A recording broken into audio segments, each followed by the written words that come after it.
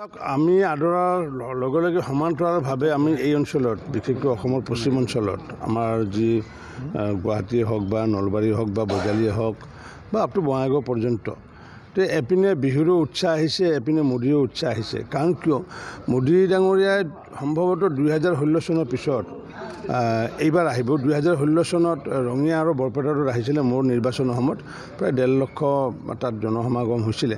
তাৰপিছত মানুহে আমাৰ এই অঞ্চলৰ মানুহে মোদী ডাঙৰীয়াক চাবলৈ গ'লে বা কথা শুনিবলৈ গ'লে গুৱাহাটীলৈ যাবলগীয়া হয়। এইবাৰ যিহেতু ঘৰৰ কাষতে আহিছে সেইকাৰণে প্ৰতিখন গাঁৱতে উৎসাহৰ ঢল এটা আহিছে আৰু বিহুৰ লগত সমান্তৰালভাৱে মোদী ডাঙৰীয়া অহাৰ কাৰণে মানুহে ভাল পাইছে। কাৰণ কিয় যিহেতু মোদী ডাঙৰীয়াৰ অসমৰ প্ৰতি যি আত্মীয়তা তেখেতে কথা কামেৰে প্ৰমাণ কৰিছে। কাৰণ প্ৰতিবাৰে তেওঁ অসমত আহিলে আগদিনাখনে ইয়াতে গুৱাহাটীত আহি ৰাতি থাকে আৰু বিভিন্ন ধৰণৰ সমগ্ৰ উত্তৰ পূৰ্বাঞ্চলৰ কথা আলোচনা কৰে। এই 20-22খন চিট নাপালেও মোদী ডাঙৰীয়া প্ৰধানমন্ত্ৰী হ'বই, NDA চৰকাৰ হ'বই। কিন্তু তেখেতৰ ৰাজনৈতিক সমীকৰণ নাই। ইয়াতে তেখেতৰ আত্মীয়তা আছে, অষ্টলক্ষ্মী বুলি এটা আত্মীয়তা আছে, অসম বুলি আত্মীয়তা আছে, যাৰ কাৰণে হঠাতে গামোচাখনৰ লগত থাকে। গতিকে সেইকাৰণে এই অঞ্চলৰ মানুহৰ উৎসাহৰ ঢলটো বেছি হৈছে। প্ৰায় জয়ন্ত মল্ল যিহেতু বৰুৱা আমাৰ ইয়াৰ ইনচাৰ্জ, এই ক্লাষ্টাৰ ইনচাৰ্জ, আৰু তেখেতৰ যিমান ফোন আহিছিলে যোৱাকালি কথোপকথনত ক'লে যে এতিয়ালৈ মানে প্ৰায় 3 লাখ মানুহৰ কাৰণে ফোন আহিছিলে, কিন্তু সেইখিনি বাৰণ কৰা হৈছে, 2 লাখৰ ভিতৰত সীমাবদ্ধ কৰা হৈছে। কাৰণ প্ৰতিটো মণ্ডলৰ পৰাই খবৰ আহি আছে যে আমাক মানে যোৱাৰ অনুমতি দিব লাগে। আমি কৈছোঁ যে নহয়, ফিল্ডতো মানুহ থাকিব লাগিব। গতিকে আমি 3 লাখৰ নকৰি পেলাই বাৰণ কৰি 1.5-2 লাখৰ ভিতৰত সীমাবদ্ধ কৰাৰ কাৰণে এই পথাৰখনত কেনেকুৱা ধৰণৰ ব্যৱস্থা গ্ৰহণ কৰা হৈছে মোদীৰ নিৰ্বাচনী প্ৰট'কল দুটা বিষয় আছে। যিহেতু প্ৰধানমন্ত্ৰীৰ এটা প্ৰট'কল এটা আছে, প্ৰট'কলৰ আধাৰতে ইয়াতে হেলিপেডকে আদি কৰি বা যিমানখিনি ব্যৱস্থা কৰিব লাগে গোটেইখিনি ব্যৱস্থা কৰা হৈছে। আৰু আমাৰ দলত হেলিপেড নিৰ্মাণ কৰা হৈছে। ইয়াতে হেলিপেডে যিহেতু 3খন হেলিকপ্টাৰ তেখেতৰ যিহেতু আহে আমি সকলোৱে জানো।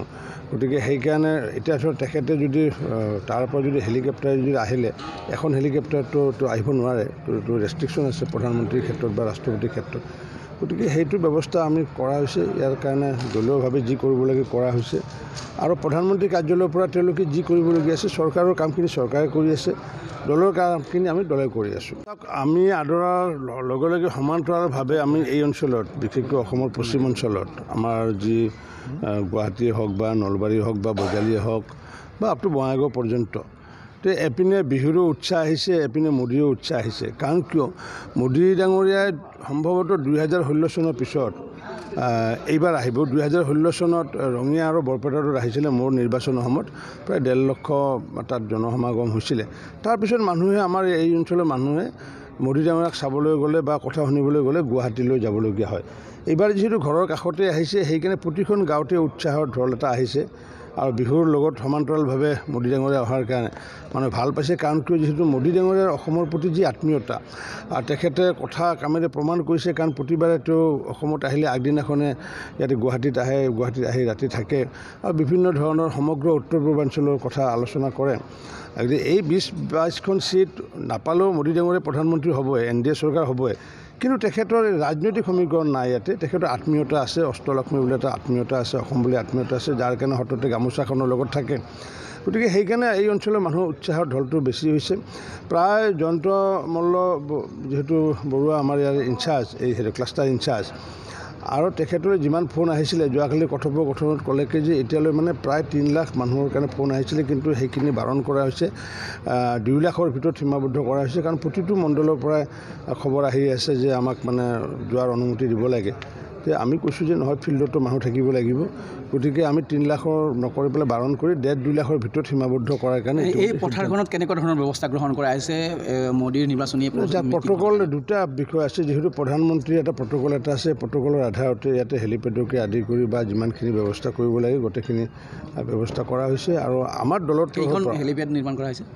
ইয়াতে হেলিপেডে যিহেতু 3খন হেলিকপ্টাৰ তেখেতৰ যিহেতু আহে আমি সকলোৱে জানো।